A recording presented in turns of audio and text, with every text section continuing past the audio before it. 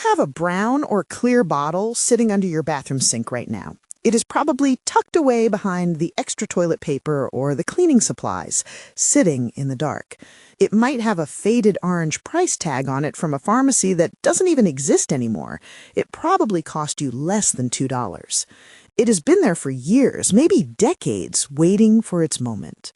When you wake up in the middle of the night with your calf muscle locked up hard as a rock, your instinct is to grab that bottle.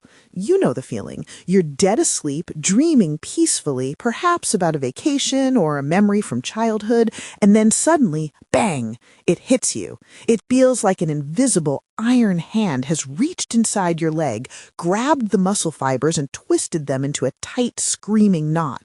You gasp, you panic, you try to straighten your leg, but it feels like it's made of concrete. The pain is blinding, a solid 10 out of 10, and it eclipses everything else in your world. You stumble out of bed, knocking over a glass of water or fumbling for your glasses, or maybe you just reach blindly into the nightstand drawer where you keep your emergency supplies. You grab that bottle of rubbing alcohol. You splash the liquid into your hands. It's cold, it's wet, and it smells sharp. That smell hits your nose instantly. It smells like a hospital. It smells like sterile cleanliness. You start rubbing it frantically on your leg. You dig your thumbs in. You slap the liquid on. It is a ritual. Your parents did it. Maybe their parents did it too. It feels like the right thing to do. It feels like you are taking action against the pain. But here's the hard truth that nobody talks about, and it is a truth that might save your legs from years of unnecessary damage. That bottle might be doing more harm than good. Using rubbing alcohol the wrong way doesn't just fail to stop the cramp at its source. It might actually be masking a deeper circulation warning that your body is trying to send you. We are going to put this old wives' tale to the test against modern physiology. We need to see if it actually works or if it is just a placebo that smells like a doctor's office. A recent extensive survey of geriatric patients found that nearly 70% of seniors rely on home remedies that have no clinical backing, often delaying real relief. If you click away now, or if you tune out, you might keep applying a remedy that is actually doing nothing but drying out your aging skin, damaging your protective barriers, and leaving you in pain longer than necessary. You might be ignoring a signal your body is desperate for you to hear. Stick with me because we are going to fix your night routine right now. We are going to turn that panic into a plan. When you pour that alcohol into your palm and slap it onto your cramping leg, something happens immediately. The pain seems to dull. It feels like it is working. You take a deep breath. Your shoulders drop. You think, okay, the worst is over. The magic liquid is doing its job. But we need to be honest, brutally honest, about what is actually happening physically and chemically on your leg. This isn't magic, it isn't a miracle cure, and it certainly isn't medicine penetrating deep into the muscle belly to untie the knot. It is simple, cold, hard physics. To understand why this feels like it works, we have to look at the chemistry of the liquid itself. Rubbing alcohol, or isopropyl alcohol, is what scientists call volatile. That doesn't mean it has a bad temper or is unpredictable. In chemistry, volatility refers to how easily a substance turns into a vapor. Alcohol loves to be a gas. It hates being a liquid. The moment it hits the air, and especially the moment it hits your warm, feverish skin, it evaporates incredibly fast. It flies off your skin. Now, here is the physics lesson they didn't teach you in school. Or maybe they did, and it just didn't seem relevant until you were waking up at 3 a.m. in agony. To turn from a liquid into a gas, alcohol needs energy. It requires a significant amount of energy to break the bonds holding the liquid molecules together. Where does it get that heat? It steals it from your leg. It sucks the heat right out of your skin cells to fuel its escape into the air. This is called evaporative cooling, but that sounds too gentle. It is more like a thermal heist. It is the exact same reason you feel freezing cold when you step out of a shower before toweling off. The water is evaporating and stealing your body heat. But alcohol does this much, much faster than water. Water is a slow thief. Alcohol is a smash-and-grab robber. This rapid evaporation creates a thermal shock on the surface of your skin. It drops the temperature of your skin so fast, sometimes by several degrees in a matter of seconds, that your nerves are forced to pay attention. They scream, "We are freezing!" This is a distraction. You aren't curing the muscle. The muscle is inches below the skin, buried under layers of subcutaneous fat, fascia, and connective tissue. The alcohol isn't touching the muscle. It isn't soaking in and telling the fibers to relax. It is simply freezing the skin on top. You are confusing the skin to ignore the muscle. It is a neurological trick, not a medical cure. Try it. The next time you apply it, touch your skin 10 seconds later. It will feel dry and cold, almost like ice. But press down. The muscle underneath will still be rock hard. That is your proof that the liquid never penetrated the skin. It never reached the problem. It just painted the surface with cold. So if it doesn't reach the muscle, why does that cold sensation make the pain stop? Why does it feel so good? It comes down to how your nerves talk to your brain. This is the fascinating gate control theory of pain, a concept developed in the 1960s that changed how we understand neurology. Think of your spinal cord like a busy highway. It is the main interstate leading to the city of your brain. This highway has a speed limit, and it only has so many lanes. It can only handle so many cars at once before traffic jams up. It is a physical limitation of your biology. When a leg cramp hits, thousands of pain cars come screeching onto the highway. These are signals traveling along what we call C fibers. They're honking, they're aggressive, and they're jamming the road, racing up to your brain to deliver the message, "We are hurting! Stop everything!" This is why you can't think about anything else when a cramp hits. The traffic jam is total. But when you slap that cold alcohol on your skin, you send a fleet of cold cars onto the same highway. Here's the trick. The signal for cold travels on a different type of nerve fiber called A delta fibers. These fibers are thicker and more insulated. They are faster. They're like sports cars or emergency vehicles weaving through traffic. The cold cars race onto the highway and they overtake the pain cars. Because the highway is crowded, the cold cars get to the toll booth, your brain, first. They block the gate. Your brain gets the message, "I am cold," before it gets the full message, "I am hurting." The cold signal effectively closes the gate on the pain signal. The cold wins the race. This is exactly why ice packs work for injuries. It is why products like BioFreeze or Icy Hot work. And it is why rubbing alcohol feels effective in the moment. You are essentially hacking your nervous system to prioritize the temperature change over the muscle spasm. You are distracting the brain with a new sensation so it forgets about the old one. It is a brilliant biological mechanism, but it is a temporary fix. However, relying on this surface-level trick creates a new problem, a silent problem. There is a specific type of skin damage caused by frequent alcohol use that makes your legs actually more sensitive to pain and irritation later on. I'm going to show you exactly what to look for on your shins in a moment. It looks like dry riverbeds, and it is something you might have mistaken for simple aging.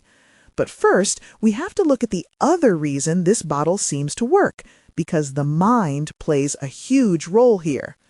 There is a powerful psychological component to this ritual that we cannot ignore. The act of rubbing itself is a form of massage. Think about what you are doing. You aren't just pouring the liquid on and sitting back. You are digging your hands in. You are pushing. You are squeezing. When you are frantically rubbing that liquid into your calf, you are mechanically pushing blood through the tissue. You are warming the muscle with friction. You are manually spreading the fibers apart. That physical manipulation helps relax the fibers, regardless of what liquid you are using. You could be using olive oil. You could be using plain tap water. You could be using expensive lotion. The rubbing motion would still help. The liquid is just the lubricant for the massage. Then there's the smell. Never underestimate the power of scent. That sharp, stinging scent of isopropyl alcohol triggers a very specific, deep-seated memory in your brain. It smells like a doctor's office. It smells like a nurse coming to help you. It smells like medical care. When you smell that, your brain releases a tiny bit of relaxation chemicals, dopamine and endorphins, because it thinks help has arrived. It is a conditioned response, just like Pavlov's dogs salivating when they heard a bell. Your brain smells the alcohol and thinks, okay, we're being treated now.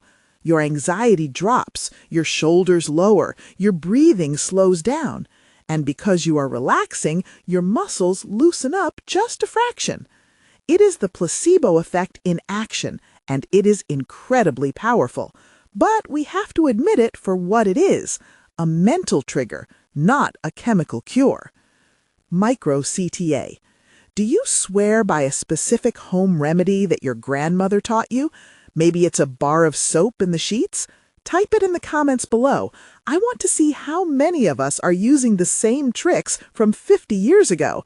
I read every single comment, and I am genuinely curious about the wisdom or the myths that have been passed down in your family. Now, we need to address a rumor that has been floating around the internet and senior centers lately. Some folks claim they don't even need to rub the alcohol on their legs. They say just uncapping the bottle and smelling the fumes helps the cramp go away. But what if you don't even touch your leg? There's a rumor circulating that just inhaling the fumes can stop a cramp. We need to debunk this immediately before you waste your breath. There is some science showing that inhaling isopropyl alcohol fumes can settle nausea. If you are feeling sick to your stomach in an emergency room, a nurse might wave an alcohol pad under your nose. It works surprisingly well for a queasy stomach because it distracts the vagus nerve. The vagus nerve is the superhighway that controls your parasympathetic nervous system, the rest and digest system. But for a rock-hard calf muscle, it is highly unlikely to unknot the tissue. A muscle cramp is a mechanical lockup. The electrical signals in your leg are misfiring, and the fibers are stuck in a shortened position. It's like a zipper that has caught the fabric and jammed shut. Smelling a bottle might calm your mind, but it won't physically release the grip on your leg. You need a physical release, not just a scent. We need to move from distraction to actual relief. We need to stop tricking the brain and start fixing the muscle. If you really want to use a shock to stop a cramp, there is a much better way than freezing your skin. You should use your mouth, not your leg. I'm talking about strong, pungent flavors. I'm talking about a spoonful of yellow mustard or a sip of pickle juice. I know, this sounds strange. It sounds like a salad dressing recipe, not a medical treatment. You're probably thinking, I'm not going to eat a hot dog condiment at 3 a.m., but this is backed by some fascinating cutting-edge physiology regarding something called TRP channels. TRP stands for Transient Receptor Potential Channels.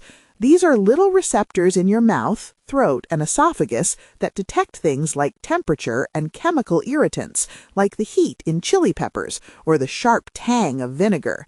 When that sharp, acidic vinegar taste of mustard or pickle juice hits the back of your throat, it triggers a reflex.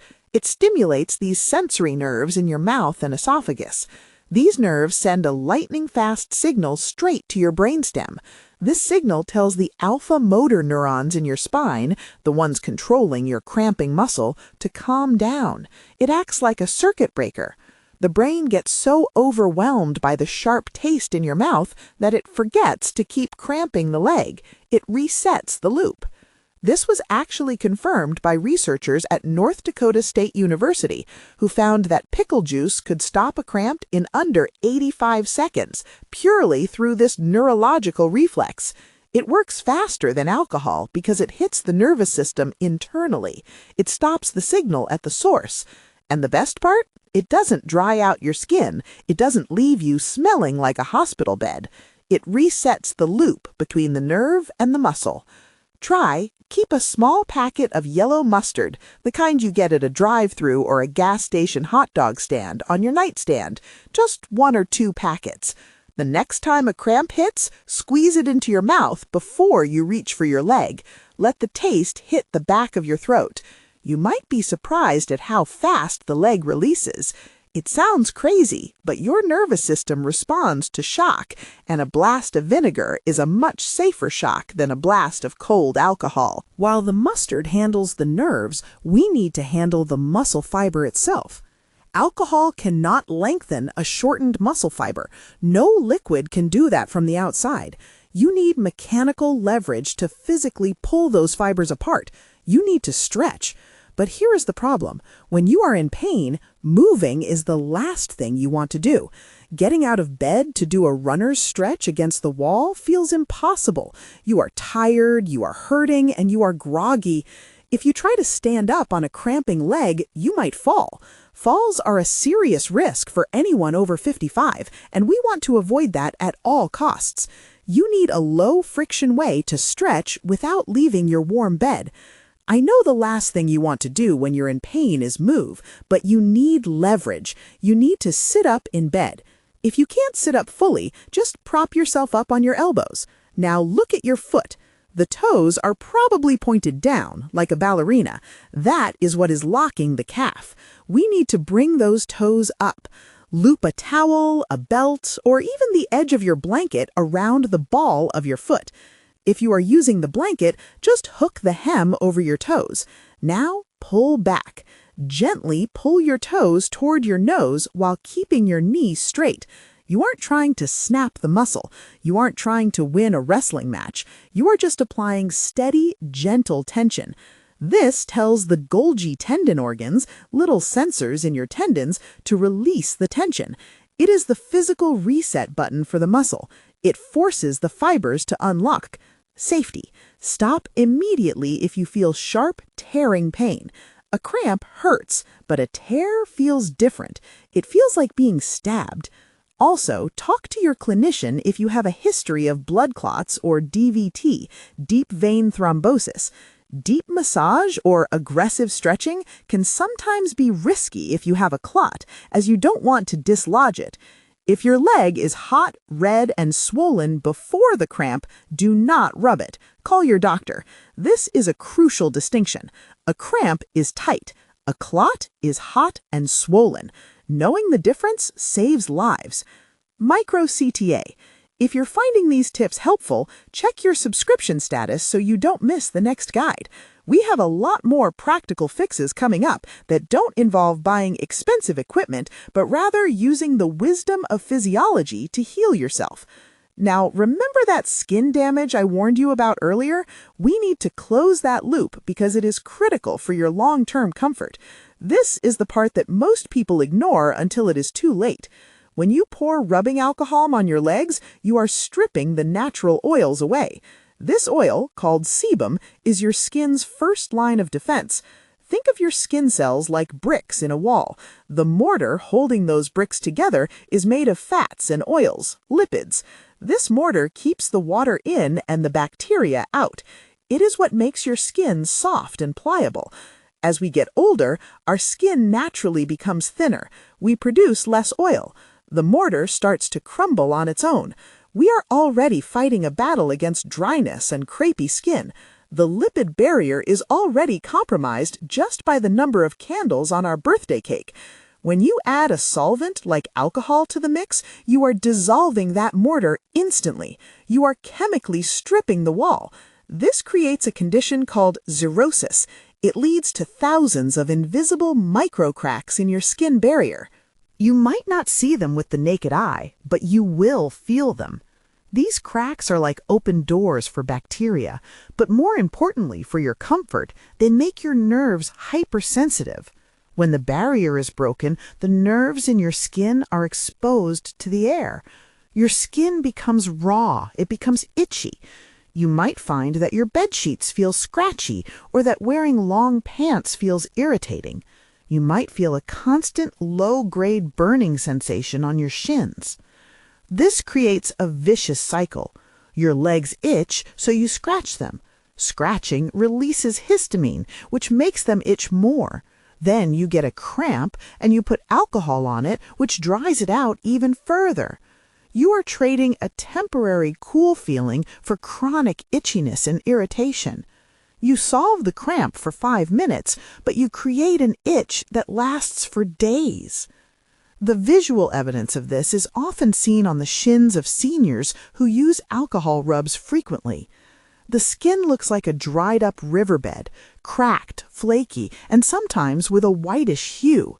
This isn't just old age. This is chemical weathering. You are weathering your own skin. So what should you use instead? If you love the ritual, if you love the feeling of doing something proactive, that is fine. Keep the ritual, but swap the tool. Get rid of the alcohol bottle. Banish it to the medicine cabinet for cuts and scrapes only. Replace it with magnesium oil or a magnesium lotion. Magnesium is a mineral that our muscles use to relax. Calcium helps muscles contract. Magnesium helps them let go. It is the yin to calcium's yang. Now, the science is still debating exactly how much magnesium can physically pass through the skin layers into the blood.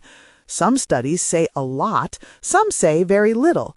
The jury is still out on transdermal absorption effectiveness for raising blood levels. But here's why it's better than alcohol, regardless of the absorption rate. A magnesium lotion moisturizes the skin. It adds a barrier rather than stripping it away. It repairs the mortar between the bricks. The act of massaging it in still gives you that blood flow benefit. You still get the friction. You still get the psychological comfort of treating the area. But instead of drying your skin into a cracked desert, you are hydrating it. You are soothing the nerve endings in the skin. You get the ritual without the damage. You get the massage without the chemical burn. You are feeding your skin, not starving it. Try swap the rubbing alcohol bottle under your sink for a magnesium lotion pump. Put it in the exact same spot so you don't have to think about it in the middle of the night. It's a small change that saves your skin. When you reach for it in the dark, your hand will find the pump, not the cap. You won't have to relearn a habit. You are just upgrading the tool. Let's take a step back and look at the bigger picture of your leg health. Why are these cramps happening in the first place? While we have talked about how to stop them in the moment, preventing them is the real goal. Dehydration is a major culprit, but it's not just about water. It's about electrolytes. As we age, our thirst mechanism dulls. We don't feel thirsty until we are already dehydrated. This means your muscles are often operating in a drought condition. When a muscle is dehydrated, the space between the cells shrinks and the nerves get compressed. This makes them irritable and prone to firing off those cramp signals. Another factor is simply the shortening of muscles due to inactivity or sitting. If you spend a lot of time sitting in a chair, your calf muscles are in a shortened position for hours. Then, when you lie down in bed and point your toes, which happens naturally under heavy blankets, the muscle shortens even more. It reaches a critical point where it just locks up. This is why the pre-bed stretch is so vital. Before you even get under the covers, take 30 seconds to stretch your calves.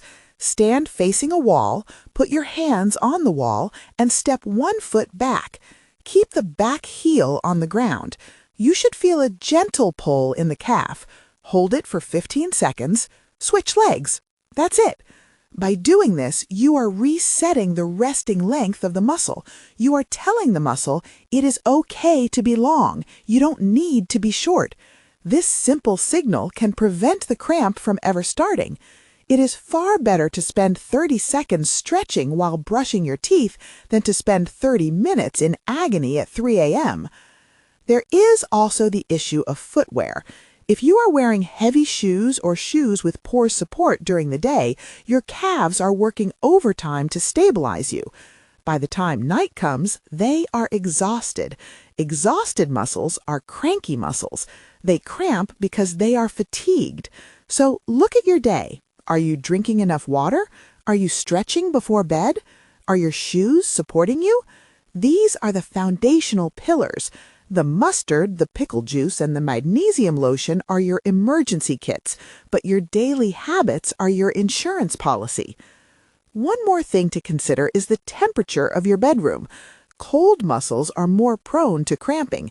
If you sleep with a fan pointing directly at your legs, or if your room is very cold, you might be inadvertently triggering the cramps. The cold causes the muscles to contract to generate heat, shivering on a micro level. This contraction can spiral into a cramp. Try wearing loose, warm socks to bed. Not tight compression socks, unless your doctor prescribed them, but loose, fluffy sleep socks. Keeping the calves and feet warm improves circulation and keeps the muscles more pliable.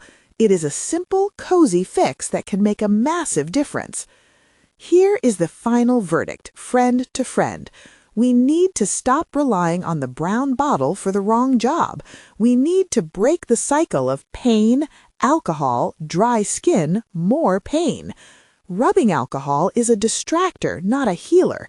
It works by cooling your skin and confusing your nerves, hacking the traffic highway to your brain. But the cost of that hack is dry, damaged, irritated skin that makes you uncomfortable later. It is a short-term win for a long-term loss. It is borrowing comfort from tomorrow to pay for today. Use the mustard trick or pickle juice to shock the nerves safely from the inside. This uses the body's own reflexes, the TRP channels, to reset the spinal cord without damaging your skin. It is smarter, faster, and safer. Use the towel or blanket stretch to physically lengthen the muscle and unlock the fibers. This addresses the mechanical reality of the cramp. It pulls the zipper back down so the fabric can move again. And if you must rub something on your leg because it comforts you, and I understand that need for comfort deeply, use a lotion or oil that protects your skin barrier. Use magnesium lotion. Use coconut oil. Use anything that adds moisture rather than stealing it. Save the rubbing alcohol for cleaning cuts and scrapes or for getting ink stains out of your shirt. That is what it was designed for. Do not use it to cure your cramps. Your legs and your sleep quality will thank you for it. You deserve to sleep through the night without fear. You deserve legs that feel strong and smooth, not dry and painful. We have a whole series on these kinds of home remedies. We test them so you don't have to guess. We dig into the science, the history, and the reality of what works and what is just a myth. Check out our other great video about rubbing alcohol for leg cramps. Does the old wives' tale actually work? Where we dive even deeper into the history of this myth and interview a dermatologist about the long-term effects. Tap the card on your screen now to watch it. I'll see you there.